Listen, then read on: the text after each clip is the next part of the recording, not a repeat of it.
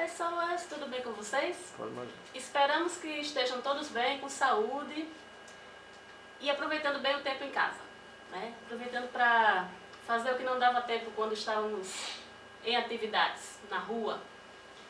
A nossa aula de hoje vai tratar sobre um assunto que é um pouco extenso e que é muito importante para quem pretende fazer IF, Enem, entre outros concursos. Então, peço que vocês prestem bastante atenção. Se tiverem dúvidas, assistam novamente, perguntem. Estamos aqui para isto, para tirar as dúvidas, né? Então, vamos lá, aproveitar bem o tempo de hoje.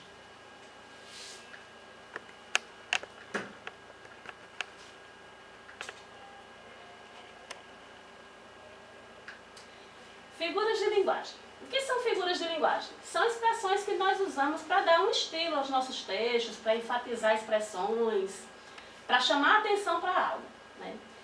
Entre as figuras de linguagem, nós temos as figuras de palavras ou figuras semânticas, que estão associadas ao significado das palavras. Entre elas estão metáfora, comparação, metonímia, catacrese, sinestesia e perífrase. Depois temos as figuras de pensamento, que trabalham com a combinação de ideias e pensamentos. Entre elas, hipérbole, eufemismo, lítote, ironia, personificação, antítese, paradoxo, gradação e apóstrofe. Temos também a figura de sintaxe ou figura de construção, que é a mesma coisa, que elas interferem na estrutura gramatical da frase, na estrutura gramatical da frase. Entre elas temos a elipse, a zeugma, o hipérbato, polissíndeto, assíndeto, anacoluto, pleonasmo, silepse e anáfora. Depois temos as figuras de som ou figuras de harmonia, que é a mesma coisa. Elas estão associadas à sonoridade das palavras. Entre elas, a aliteração, paronomásia, assonância, onomatopeia. E a partir de agora nós vamos descobrir que coisas são essas, que coisas que são nomeadas por esses nomes tão estranhos que nós não costumamos usar no nosso dia a dia. No entanto, nós usamos essas figuras muito comumente no nosso dia a dia. Começando pelas figuras de palavras. Nós temos a metáfora. O que é a metáfora? É uma comparação sem usar como, igual, sem usar esse conectivo. Temos aí um exemplo. A vida é uma nuvem que voa. Eu estou comparando a vida a uma nuvem sem usar a palavra igual ou como. A vida é como uma nuvem que voa. Isso é uma metáfora. Eu faço uma comparação sem usar uma partículazinha que dê ideia de comparação. Aí na tirinha, fala uma coisa romântica. Meu amor é uma caravana de rosas, vagando num deserto inefável de paixão. Uau! Agora traduz? Aí você está querendo demais. Então, nesse quadrinho do meio, ele usou uma metáfora. Ele comparou o amor a uma caravana de rosas, vagando pelo deserto de paixão. É uma metáfora porque é uma comparação sem usar como, igual, certo? Em seguida, temos a comparação propriamente dita, que é quando nós usamos a partícula, como, igual, assim como. No exemplo aí, seus olhos são como jabuticabas. Estou dizendo que a pessoa tem olhos negros, né? Estou fazendo uma comparação, comparando os olhos da pessoa com as jabuticabas, usando a partícula. E na tirinha, usando a linguagem dele, ela diz assim: acorda, Armando, você não sabe que o amor é como uma flor? Se não for regada e bem cuidada, ela murcha e morre? Ele responde: hã? O amor é como o motor do carro, Armando. Se não trocar o óleo, não cuidar da mecânica, uma hora ele não funciona mais. Ah, entendi. Então ela usou aí a partícula como nas duas situações. Fez uma comparação. Depois vem a metonímia, que é a transposição de significado da parte pelo todo. Quando eu digo assim, li Machado de Assis, eu estou me referindo à obra de Machado de Assis, mas estou falando apenas o nome do autor. E aí, no caso, não é que eu li Machado de Assis, é que eu li a obra dele, né? No exemplo aí, costumava ler Shakespeare. É o mesmo que dizer, costumava ler as obras de Shakespeare. E aí temos a tirinha. Meu pai tem 800 cabeças de gado. E o seu? Meu pai só tem um boi, mas ele está inteirinho. Né? Então, Chico Bento, ele pegou a fala do amigo ao pé da letra. Né? Mas, na verdade, era uma metonímia. Ele estava se referindo ao todo, citando somente a parte que é a cabeça.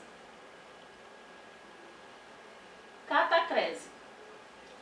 Representa o emprego impróprio de uma palavra por não existir outra mais específica. Quando não existe uma palavra para nomear algo, a gente transfere de uma coisa para outra.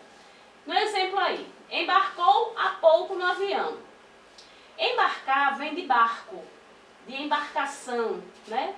Tem a ver com barcos. Mas, na falta de uma palavra para nomear o ato de entrar no avião, usa-se embarcou no avião, como embarcou no trem também. Por não haver uma palavra específica para isso, para nomear o ato de entrar no avião ou no trem. Na tirinha aí, o senhor poderia me ajudar? Estou meio perdida.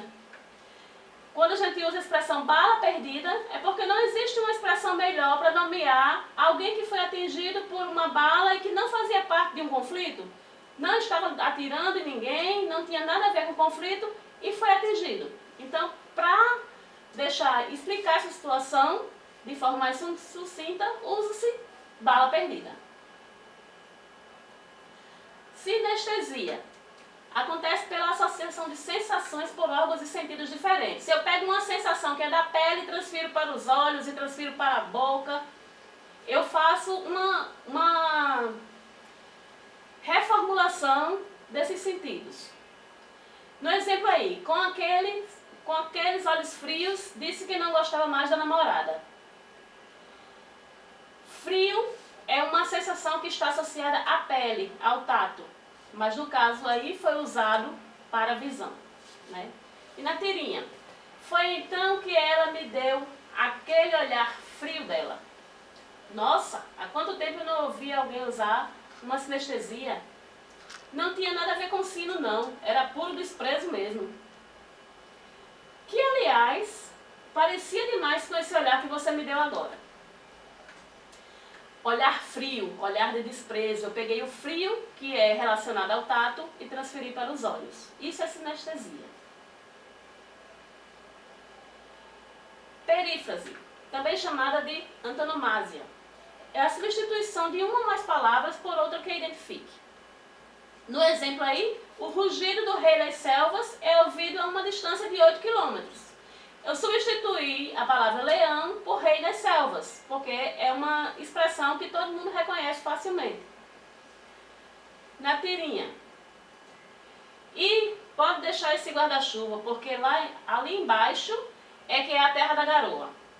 São Paulo é conhecida como a terra da garoa, então eu tirei o nome da cidade e usei uma expressão que faz referência a ela, certo? Depois vem as figuras de pensamento. Hipérbole, talvez seja a figura de pensamento que nós mais utilizamos no dia a dia. É quando eu quero deixar uma expressão exagerada. Tipo assim, ai professora, meus dedos vão cair de tanto escrever hoje. De vez em quando alguém diz isso. Eu quero enfatizar algo, né? Eu quero deixar algo mais dramático. No exemplo aí, quase morri de estudar. Ninguém morre de estudar, né? Mas eu quero dramatizar, então eu digo que eu quase morri de estudar. E na tirinha? Tô ficando atoladinha, tô ficando atoladinha. Viu como eu canto bem? Aposto que a Elis Regina está morrendo de inveja. Eu sou sinistro. Morrendo de inveja é uma hipérbole, porque é um exagero. Né? Ninguém morre de inveja. Né? A pessoa se corrói de inveja, mas não morre de inveja.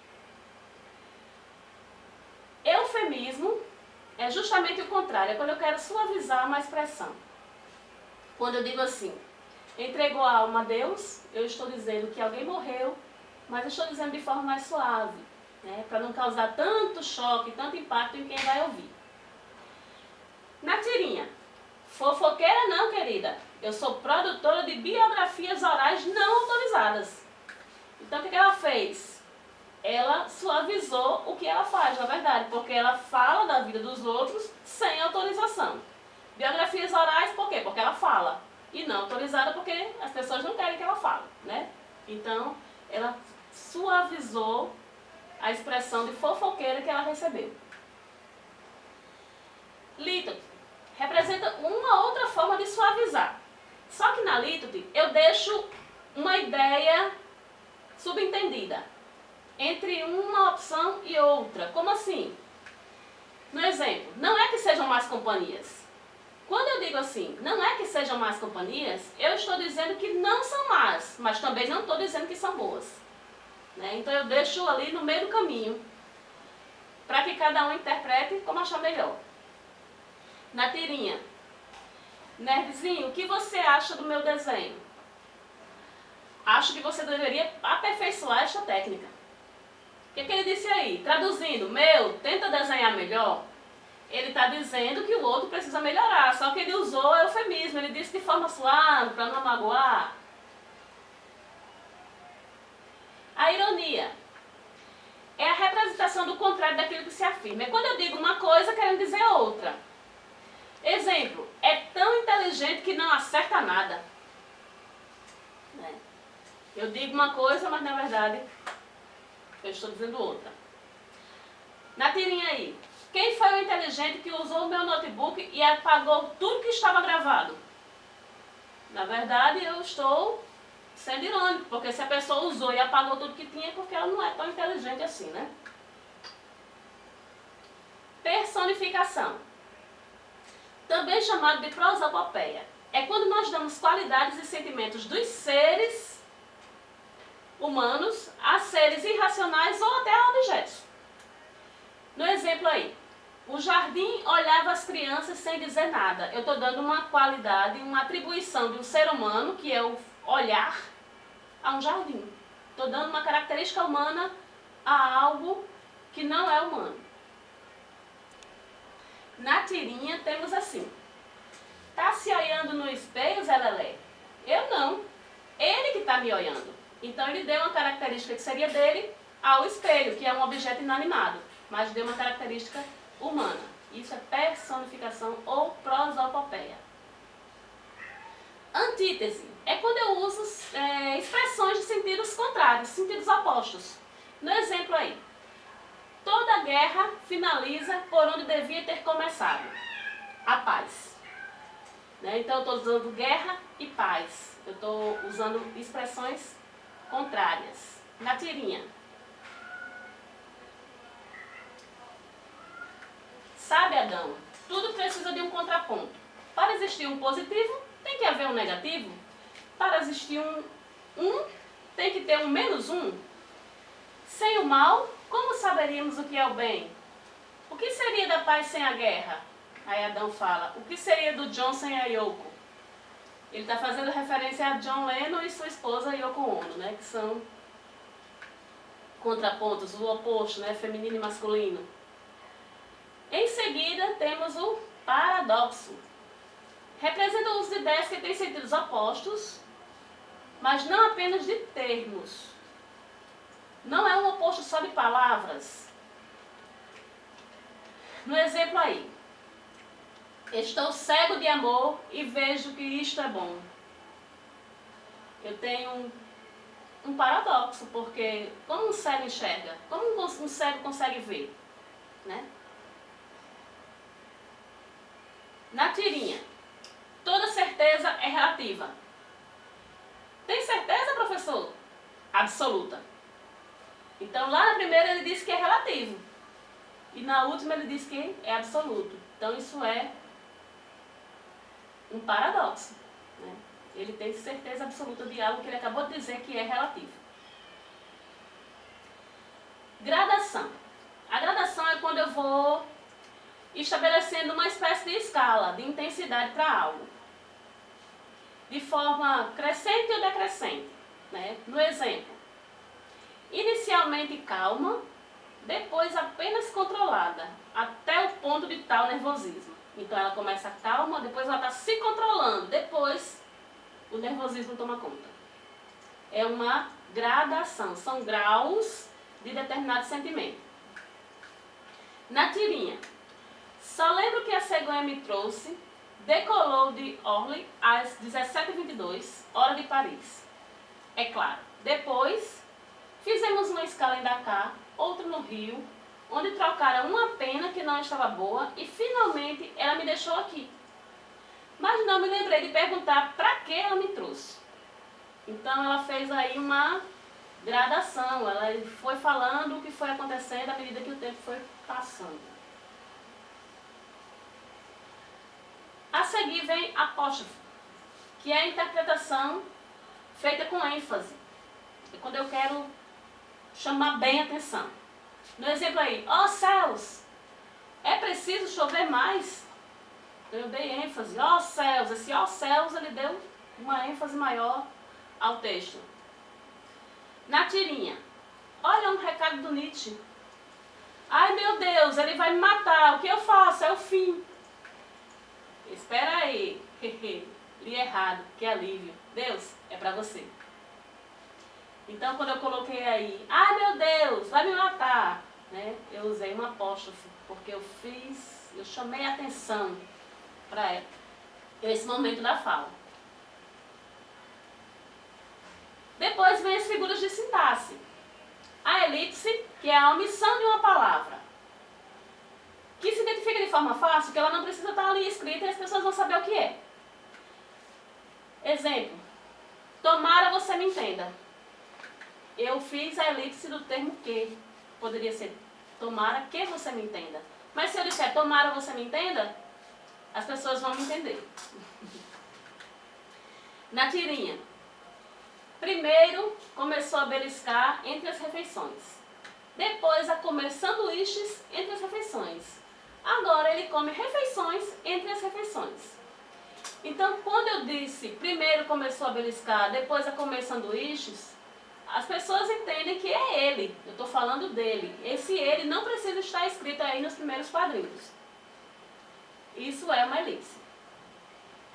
Não confundir com a zeugma, que é um tipo de elipse que ela já apareceu lá na frente e por isso eu não repito, para não ficar aquele texto cansativo com repetição da mesma palavra. Então eu vou tirar das outras orações algo que eu já usei antes.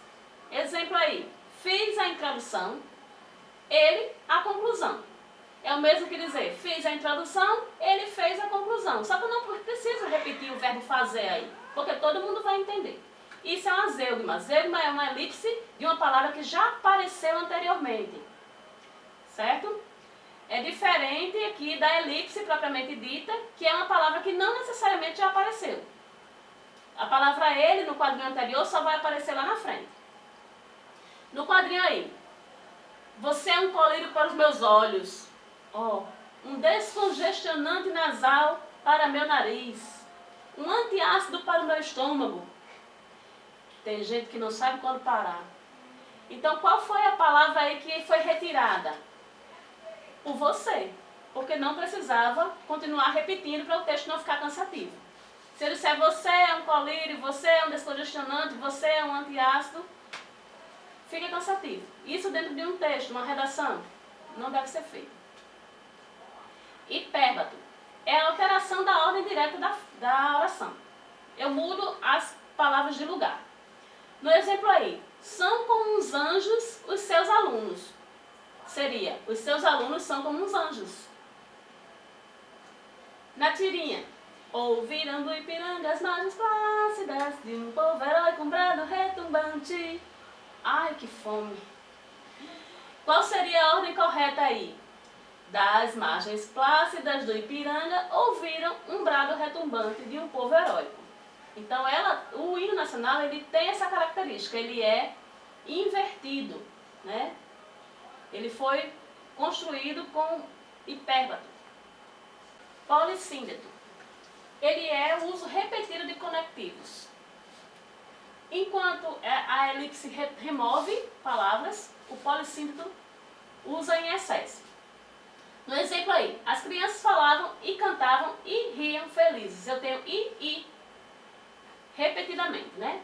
Na tirinha, mãos ao alto. Se for eleitor, passe a carteira. Se for deputado, passe a mala. Se for assessor, passe a cueca. Então ele repete aí, se for, se for, se for. Polissíndeto é a repetição desses conectivos. Depois disso veio o assíndeto.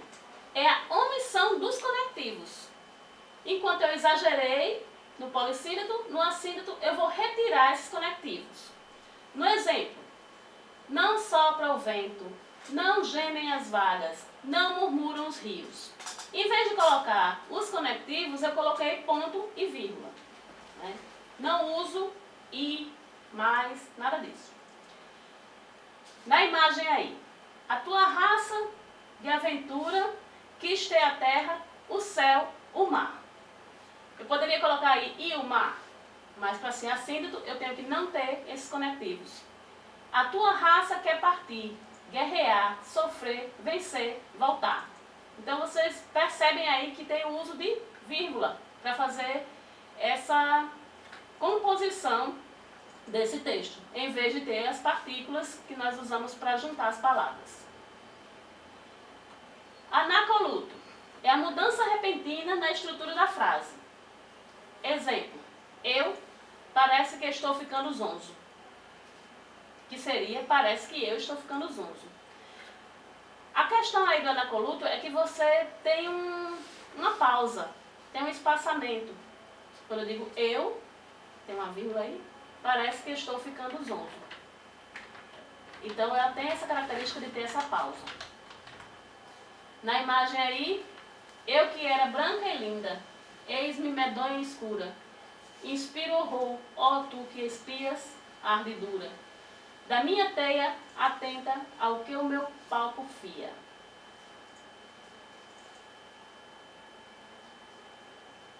A estrutura ficou invertida e com certas pausas. Pleonasmo é a repetição da palavra ou ideia contida nela para intensificar o significado. Quando eu quero intensificar uma ideia, eu uso a repetição. Mas existe esse pleonasmo que ele é para fins literários, né? E existe um pleonasmo vicioso.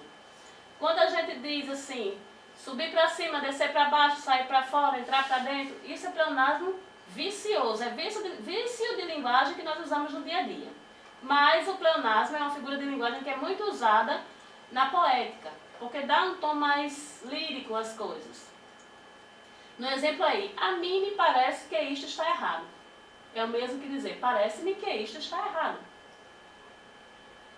Na tirinha, saia para fora, Rex. Isso aí é um pleonasmo vicioso, né? Ela te enxotou com um pleonasmo? Impossível, ela não seria capaz. Então o que era? Entendi, levar a saia para fora. Levou. Saia para fora, leve a saia para fora. Foi isso que o cachorro interpretou. Silepse é a concordância com o que se entende e não com o que está implícito. Ela é classificada como silepse de gênero e número de pessoa. Exemplos. Vivemos na bonita e agitada São Paulo, que é uma silepse de gênero, porque São Paulo é masculino, mas aí está conectado com a palavra agitada. Mas por quê? Está subentendida a palavra cidade. Né? O outro exemplo aí. A maioria dos clientes ficaram insatisfeitas com o produto. É um silepse de número. A maioria, que está no singular, e insatisfeitas, que está no plural. Todos terminamos os exercícios, silepse de pessoa. Neste caso, a concordância com nós, em vez de eles. Quando eu digo todos, fica subentendido aí que seriam eles. Mas quando eu estou me incluindo nesse todo, aí eu uso todos, terminamos os exercícios. É uma silepse de pessoa. Fiquei sabendo que mais da metade da população mundial somos criança. E qual é a vantagem? Agora nenhuma, mas daqui a 30 anos nós é que vamos fazer as coisas e ocupar os cargos. Nós, as crianças, vamos ter o mundo nas mãos. Cara, daqui a 30 anos não vamos mais ser crianças. Então temos aí também a mesma situação. Mais da metade da população mundial somos crianças. Que o esperado são crianças. Né? E as crianças vamos ter o mundo nas mãos. Que o esperado vão ou terão o mundo nas mãos. Então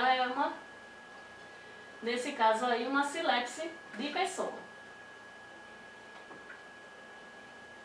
Anáfora é a repetição de uma ou mais palavras de forma regular. Exemplo: se você sair, se você ficar, se você quiser esperar, se você qualquer coisa, eu estarei aqui sempre para você. Então eu repeti aí: se você, se você, se você. Normalmente se usa isso quando se quer dar um estilo. É muito comum em música, em poesia. Aí na tirinha: doutor, eu estou com falta de ar. Só, pois esse hospital está com falta de leito, falta de médico, falta de medicamento, falta de verba. Então a palavra falta, a expressão falta de, foi repetida várias vezes. Que caracteriza uma anáfora. Figuras de som. A aliteração é a repetição de sons consonantais. Quando eu tenho uma frase que aparece muito uma determinada consoante repetidas vezes. Exemplo: rato roeu a roupa do rei de Roma. Então nós vemos aí a presença do R. Na tirinha aí, o rato roeu a roupa do rei de Roma. Cebolinha, você aprendeu a falar o rato roeu a roupa do rei de Roma? Claro. Né? Então, a repetição da consoante R caracteriza, nesse caso aí, uma aliteração. E pode ser qualquer consoante, né? Paronomásia é a repetição de palavras cujos sons são parecidos. Exemplo: o cavaleiro, muito cavalheiro, conquistou a donzela. Então usei aí cavaleiro e cavalheiro. Isso é uma paronomásia. Estou usando palavras de sons muito parecidos. E na imagem, o jogador: perdi o pênalti por causa da grama. E o político: perdi o escrúpulo por causa da grana. Mesma situação, grama e grana. Sons parecidos. A assonância é a repetição de sons vocálicos, ou seja, vogais. É quando eu repito muito os sons das vogais dentro de um texto. Exemplo aí: o que eu vago é incógnito desejo. De ser eu mesmo, de meu ser me deu. Então eu tenho aí na primeira linha o O e na segunda linha o E, que aparece muitas vezes. Isso é uma assonância. Na tirinha, minha mãe amassa. Amassa só? Sim, amassa só e salga a massa. A massa se amassa na mesa, a massa é sã. Sim, essa massa é sã. O bom de ir para a escola é que a gente pode ter conversas literárias. Ela fala isso porque é uma forma muito usada nas obras literárias, essa repetição. Onomatopeia é a inserção de palavras no discurso que imitam sons. Não aguento o tic-tac desse relógio. Isso é uma onomatopeia porque eu estou imitando o som do relógio. Aí na tirinha, bum, bum, bum. Cebolinha, quer parar de fazer barulho? Boa! Então a gente reproduz aí na escrita os sons de algo. No primeiro e último quadrinho, né, vemos o uso da onomatopeia, bum, bum, bum e boá. O primeiro expressa o som do tambor e o segundo o choro do Cebolinha. Gente, então para hoje o conteúdo é este. Até a próxima. Beijinho no coração.